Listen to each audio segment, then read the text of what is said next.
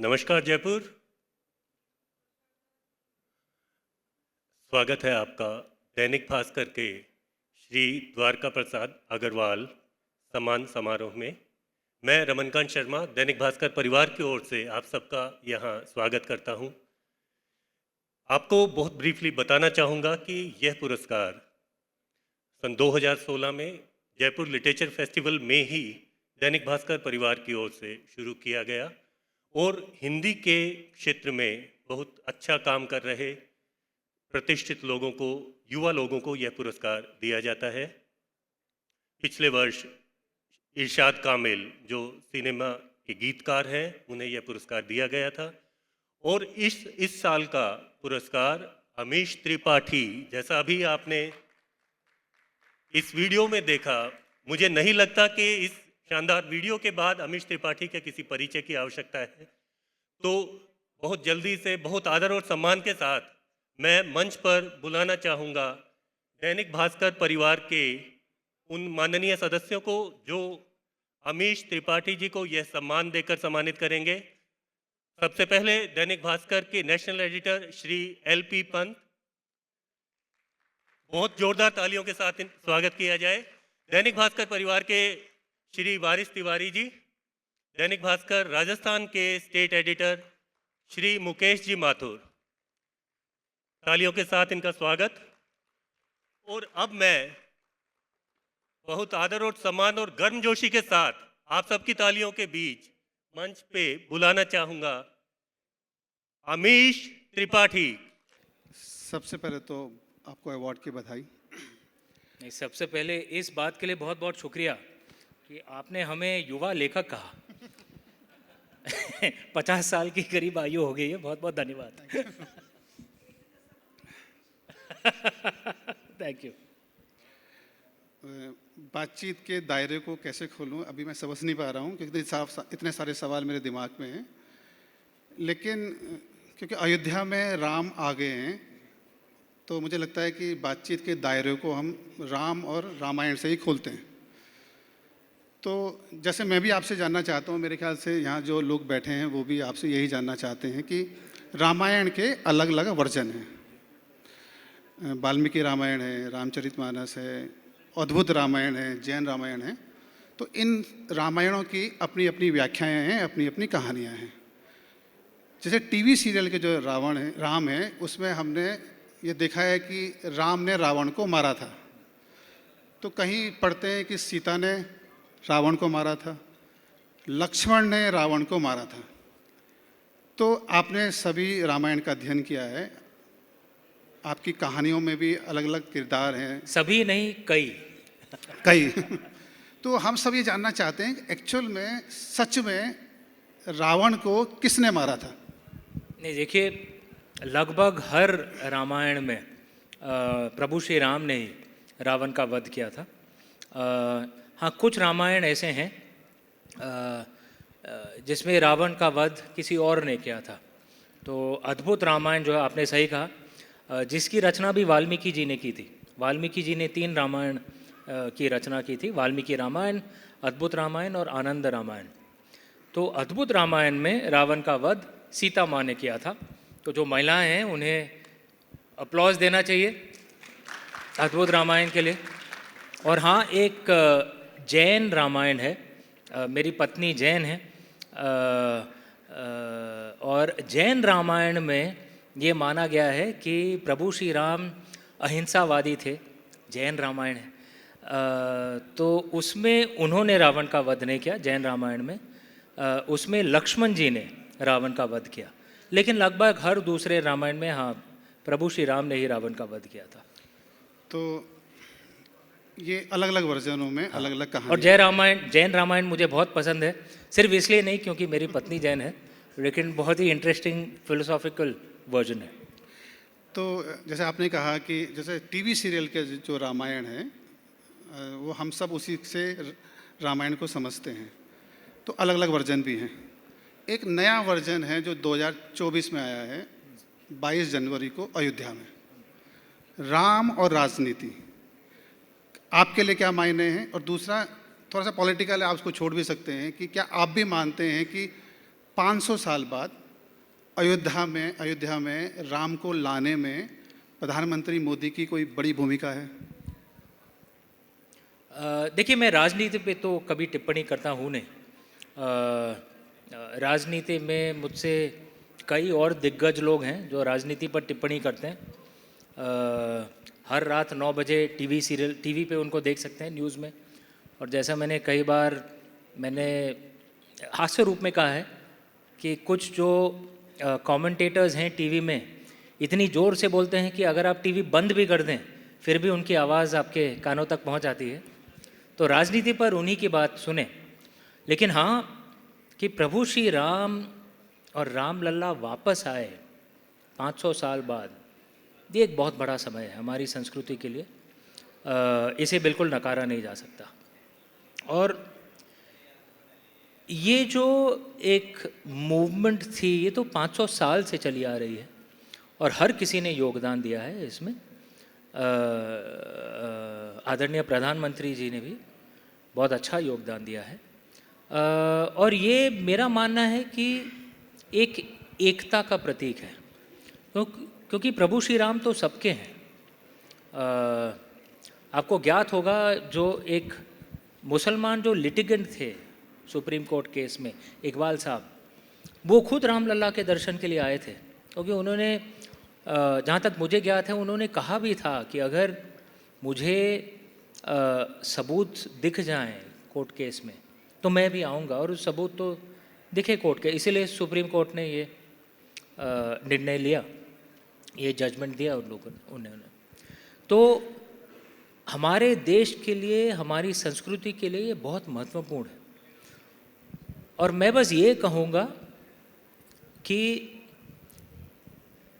हमें राम पर राजनीति नहीं करनी चाहिए, हमें राम की राजनीति करनी चाहिए। कोई भी ऐसा नेता हो जो देश को सर्वोपरि माने, जैसे प्रभु श्री राम ने माना था। देश और प्रजा उनके लिए सबसे ऊपर थे, अपने परिवार से भी ऊपर। हमारे परंपरा में एक दूसरा एक मॉडल भी है, महाराज धृतराष्ट्र का जो पुत्र मोह का जो मॉडल था, जो परिवार को देश के ऊपर मानते थे। मैं कुछ जजमेंट नहीं कर रहा हूँ, ये 2 मॉडल हैं। और शायद हम सब को अपने नेता में श्री राम जैसे एक लीडर चाहिए जो देश को अपने परिवार के परे माने। लेकिन शायद हमें भी ये सोचना चाहिए कि हम जो आम जनता हैं, हमें भी श्री राम की तरह होना चाहिए। अगर हम सब देश को सर्वोपरि माने, हम सब में उतनी देशभक्ति हो, तो हाँ, ये भारत हमारा जो प्रिय देश है, जो फिर से जिस बुलंदियों पर था इतिहास के पन्नों में, अभी फिर से वहाँ तक पहुँच जाएगा। हम सबको श्री राम के पथ पे चलना पड़ेगा, यही मेरी एक प्रार्थना होगी। जैसे आपने कहा है कि राम की राजनीति करनी चाहिए, अभी मैं देखा था आपके हाथ में कड़ा है जिस पे ओम नमो शिवाय लिखा है, शिव भक्ति। प्रभु श्री राम भी तो शिव भक्त थे। तो इसी से जुड़ा मेरा एक सवाल है कि धर्म और दर्शन पर लिखना हमेशा जोखिम भरा रहा है। इतिहास हमारे सामने है, कई लेखकों को अपना देश छोड़ना पड़ा है। तो आप तो माइथोलॉजी पर लिखते हैं, धर्म और दर्शन को मिलाकर लिखते हैं, देवों का आप मानवीकरण करते हैं। तो एक फिल्म का वाकया मैं आपके सामने रखना चाहता हूँ कि जैसे बाहुबली फिल्म है, तो हीरो जो है वो शिवलिंग को जड़ से उखाड़ता है और झरने के नीचे रखता है। शिव भक्त हैं आप, आपको ये सीन अच्छा लगा या बहुत बुरा लगा? एक बात बताइए, क्योंकि ये सीन तो बाहुबली पिक्चर एक बहुत बड़ी हिट रही, और ये सीन तो मुझे छोड़िए हर आम नागरिक को बहुत पसंद आई, आइकॉनिक सीन्स में से है। और शायद ये सीन हमें दर्शाता है कि अगर आपका दिल साफ हो, अगर आप श्रद्धा से बनाएं, तो अगर आपका लिए एक अलग नज़रिया भी हो तो कंट्रोवर्सी नहीं होती। मैं साउथ में मैंने पढ़ाई की है, तमिलनाडु में। वहाँ पे इनफैक्ट कल जो कार्यक्रम था यहाँ पे मैंने ये कहानी बताई थी वहाँ पे, कि वहाँ पे एक बहुत प्रसिद्ध कहानी है। कन्नन करके एक ऋषि थे, सेज थे, लेकिन ऋषि बनने के पहले वो एक शिकारी थे कन्नन, और वो मंदिर जाया करते थे और शिवजी के उपासक थे। तो प्रसाद के रूप में जिस भी जानवर का वो शिकार करते थे उसका एक भाग लेके जाते थे, और एक हाथ में अपना शिकार, दूसरे हाथ में कमल का फूल। तो पानी कहाँ से लेके जाएं, क्योंकि वो गरीब थे, उनके पास तो मुंह में पानी लेके जाते थे। ओके, इस साउथ में बहुत प्रसिद्ध कहानी। और वो मंदिर जाते थे और आराधना करते थे। वहाँ पे एक पंडित थे मंदिर में, जो वेद पुराण के एकदम अनुकूल वो पूजा कर रहे थे।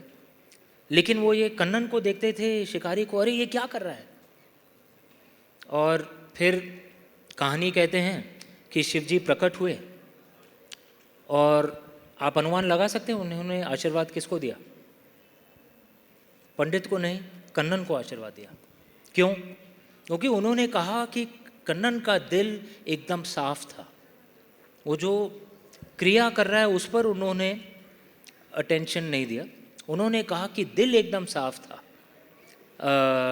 ऐसी एक कहानी विष्णु जी की भी है, आपने सुना होगा, जो 1000 कमल जो लगा रहे थे और एक कमल चुरा लिया गया। उनकी परीक्षा लेने के लिए उन्होंने आँख निकाल के वहाँ पे लगा दी, क्योंकि उनके आँख कमल जैसी थी।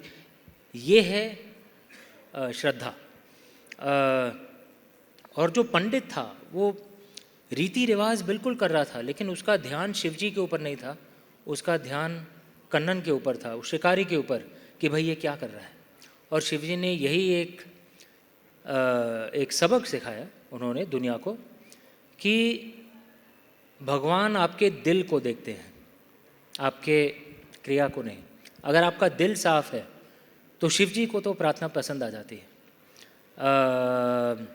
तो शायद बाहुबली, मैं राजा मौली जी को ठीक से पहचानता तो हूँ नहीं, लेकिन जहाँ तक मुझे ज्ञात है वो एक्चुअली एक पारंपरिक इंसान है, शिवजी की आराधना करते हैं, काशी में कई बार आए हैं। और ऐसा नहीं कि पिक्चर के रिलीज़ के पहले आते हैं, और इसीलिए शायद उनके चित्रपट के ऊपर कुछ कंट्रोवर्सी नहीं हुई। अगर आप दिल से लिखें तो हमारे भारत देश में इतनी उदारता है कि लोग समझ लेते हैं। तो उद्देश्य अगर ठीक हो तो विवाद की कोई संभावना नहीं है। तो मैं अपना ही उदाहरण दे दूं आपको। 13 साल से मैं पुस्तकें लिख रहा हूँ, कुछ भी आपने कंट्रोवर्सी पढ़ा मेरे ऊपर? नहीं ना। कई बार ये भी होता है, आप मीडिया जगत से हैं, बुरा मत माने, लेकिन कई बार चित्रपट वाले, पिक्चर वाले या लेखक खुद कंट्रोवर्सी खड़ी कर देते हैं, क्योंकि इससे पब्लिसिटी मिल जाती है। अगर कोई लेखक खुद कंट्रोवर्सी खड़ी ना करे तो कई बार कंट्रोवर्सी नहीं होती। ये भी एक बात है। एक और मेरे मन में एक सवाल था कि आप अंग्रेजी में लिखते हैं जी। अंग्रेजी में आपकी पढ़ाई लिखाई है, लेकिन जितने भी आपकी किताबों के संदर्भ हैं वो सब संस्कृत में हैं। तो एक अंग्रेजी में सोचने वाला, अंग्रेजी में लिखने वाला संस्कृत से कैसे दोस्ती कर लेता है? हमारे परिवार में मेरे माता पिता वो हिंदी मीडियम में पढ़े वाले थे, हिंदी मीडियम में पढ़े थे सब। और सबसे पहली पीढ़ी हमारे पूरे एक्सटेंडेड फैमिली में जो अंग्रेज़ी मीडियम में पढ़े वो हमारी पीढ़ी है। हमारे बाबा जी, पिताजी के पिताजी काशी में पंडित थे, विश्वनाथ जी में, और बीएचयू में पढ़ाया करते थे। वो कहते थे कि एक होती है पेट की भाषा और एक होती है दिल की भाषा। पेट की भाषा आज के तारीख में अंग्रेज़ी है, हम सबको अंग्रेज़ी सीखना है क्योंकि भाई अच्छी नौकरी चाहिए, आगे बढ़ना है। लेकिन दिल की भाषा तो हमारी मातृभाषा होती है। कई लोगों के लिए हिंदी होगी, मेरे लिए हिंदी है, कुछ लोगों के लिए मराठी होगी, तमिल होगी, कुछ अलग भाषा होगी। पेट की भाषा तो सीखना अनिवार्य है। ये जेएलएफ में शायद मुझे बुलाया नहीं जाता अगर मैं अंग्रेज़ी में ना लिखता, शायद फ्रंट लॉन में नहीं बुलाया जाता। हाँ, लेकिन घर में तो दिल की भाषा में ही बात करेंगे। तो लेखन शायद अंग्रेज़ी में कर रहा हूँ, घर में तो हम लोग हिंदी में ही बातचीत करते हैं। वातावरण घर में पूरा भारतीय है। और माँ हमें साफ साफ कहती थी कि बेटा हम 4 भाई बहन हैं, 3 भाई 1 बहन। वो कहती थी कि पिताजी और मैं, उनके लिए एक यज्ञ था हम सबको स्कूल में भेजना, क्योंकि हम सरस्वती माँ की बहुत उदारता थी हमारे परिवार के ऊपर, लेकिन लक्ष्मी माँ दूर रहती थी। उन्होंने बहुत परिश्रम किए, एक तरह से एक यज्ञ था हम सबको वो अंग्रेज़ी स्कूल्स में भेजना। और वो कहती थी कि हम तुम्हें इसलिए भेज रहे हैं ताकि तुम दुनिया में कुछ नाम बनाओ, लेकिन घर का वातावरण कभी नहीं भूलोगे। हम लोग दिल से भारतीय हैं, दिल में ही रहेंगे, दिल में वही रहेगा। आपसे मैं हिंदी में बात कर रहा हूँ, बड़े आसान से बात कर रहा हूँ, कुछ कठिनाई नहीं है। मैं चलता था वोटा है वैसे बात नहीं करता हूँ मैं। तो हाँ, हम लोग भारतीय 3-4 भाषा तो समझ सकते हैं, और दिल की भाषा कभी भूलनी नहीं चाहिए। तो आपकी अभी जो नई किताब आई है वो मूर्ति पूजा को लेकर है। जो हमारा जो भारतीय दर्शन है वो ये कहता है कि कण कण में भगवान है ना, और आप मूर्ति पूजा पर आपकी पूरी किताब है। तो अयोध्या में प्राण प्रतिष्ठा हो गई है, तो मूर्ति पूजा को आपका देखने का क्या नज़रिया है? एक्चुअली इस विषय पर भावना दीदी, मेरी बड़ी बहन, और मैंने एक पुस्तक लिखी है आइडल्स करके। मैं आप सबसे दरख्वास्त करूँगा कि वो पुस्तक खरीदें और लिखें और पढ़ें। और दैनिक भास्कर उस पुस्तक का एक रिव्यू भी छाप दें। इसे कहते हैं स्मूथ मार्केटिंग। एक आखिरी सवाल, काफ़ी टाइम कम वक्त बचा है, कि हमने राम पर भी आप क्या सोचते हैं पढ़ लिया, रावण को भी हमने पढ़ लिया, सीता को भी पढ़ लिया, शिव को भी पढ़ लिया। महाभारत पर अब कब लिख रहे हैं? हाँ, एक आइडिया तो है महाभारत के ऊपर। शिव जी की कृपा रही तो ज़रूर लिखूँगा मैं। अभी तो आइडल्स अभी प्रकाशित हुई थी, उसका हिंदी अनुवाद भी हो गया है, अब कुछ ही हफ्तों में आ जाएगा। मुझे रामचंद्र श्रृंखला की 5वीं पुस्तक अभी लिखनी है, जो रामचंद्र श्रृंखला और शिवात्रय दोनों को जोड़ देगी। जिन लोगों ने शिवात्रय और रामचंद्र श्रृंखला दोनों पढ़ी हैं, तो आपको ज्ञात होगा कि दोनों एक इमेजिनरी वर्ल्ड में हैं। और रामचंद्र श्रृंखला और शिवा ट्रिलॉजी को जोड़ने वाली जो ये 5वीं पुस्तक होगी रामचंद्र श्रृंखला की, उसका नाम है राइज ऑफ बेलुआ। तो ये मुझे लिखना है। एक बार ये प्रकाशित हो जाए, हाँ, तो महाभारत के ऊपर भी शुरुआत हो जाएगी। बस एक और छोटा सा सवाल है, थोड़ा सा मैं भी जानना चाहता हूँ कि वैष्णव और शैव परंपरा या दोनों के बीच का जो संघर्ष रहा है, आप आने वाले दिनों में लिखेंगे, व्यक्तिगत तौर पर आप इस संघर्ष को कैसे देखते हैं?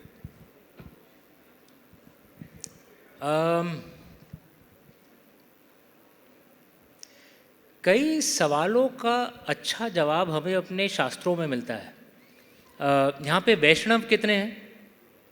तो ये जो आपने विष्णु सहस्त्र नाम पढ़ा होगा, विष्णु सहस्त्र नाम 1000 नाम है विष्णु भगवान के, उनमें से एक है शिव, ठीक है, विष्णु सहस्त्र नाम में। और किसी ने स्कंद पुराण या लिंग पुराण पढ़ा है? शैवाइट पुराण है, उसमें शिव जी के 1008 नाम हैं, उनमें से एक है विष्णु।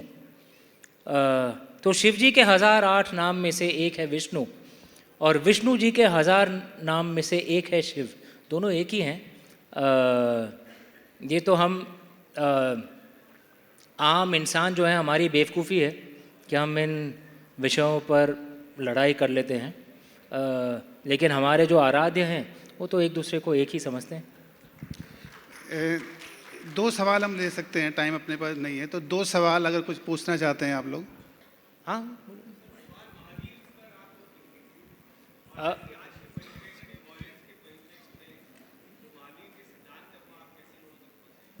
नहीं, बहुत अच्छा सवाल है। और जैसा मैंने कहा, मेरी पत्नी जैन परिवार के हैं। समझ गया, उतना समझ गया मैं। नहीं, ज़रूर लिखेंगे। और लेकिन उस पर शायद नॉन फिक्शन ही मैं लिखूँगा। एक नहीं, बैठिए बैठिए प्लीज़। लेकिन एक बात मेरी एक डॉक्यूमेंट्री थी डिस्कवरी टीवी पे, लेजेंड्स ऑफ द रामायण। उसमें आप देखेंगे एक बहुत ही अद्भुत बात मुझे पता चली जब हम अयोध्या में, और शिवानी और मैं हम दोनों गए थे उस समय अपने क्रू के साथ अयोध्या में शूट कर रहे थे। तो एक बहुत ही अद्भुत बात हमें पता चली कि हम सब जानते हैं प्रभु श्री राम तो इक्ष्वाकु वंश के हैं, इसलिए उन्हें इक्ष्वाकु नंदन भी बुलाया जाता है। कई लोग ये नहीं जानते कि गौतम बुद्ध वो भी इक्ष्वाकु वंश के ही हैं। कुछ बौद्ध शास्त्र हैं जो ये कहते हैं। कुछ सिखों से मैंने सीखा है कि गुरु नानक देव भी इक्ष्वाकु वंश के थे, और ये तो आपको मालूम होगा कि पहले तीर्थंकर ऋषभ देव हैं, वो भी इक्ष्वाकु वंश के ही थे। तो ये एक बहुत अद्भुत बात है कि ऋषभ देव, गौतम बुद्ध, गुरु नानक देव और प्रभु श्री राम चारों इक्ष्वाकु वंश के थे। तो शायद जड़ एक ही है, अलग अलग एक नज़रिया है। बहुत अद्भुत बात हमें पता चली जब हम ये डॉक्यूमेंट्री बना रहे थे। एक सवाल मैं इनकी तरफ से मैं पूछ लेता हूँ। जी, एक थे वहाँ पे, लेकिन चलिए। Since you are well read, people say Mecca में भी शायद शिव है. What's your thought on that? I don't know about that, to be honest. I don't think I've read anything on that. But thank you for the question. Honestly don't know, but thank you. Ji. And then we can end it. So Amish, thank you very much. I am a professor at MNIT Jaipur, and I am a great proponent of people reading. So जब भी मुझे कोई पूछता है कि ma'am, please suggest a book that you would like us to read. So the only book that comes to my mind is Immortals of Meluha. Thank you. I think that is a wonderful book, and thank you so much for inspiring the generation to read. Thank you. And to read about this mythological fiction.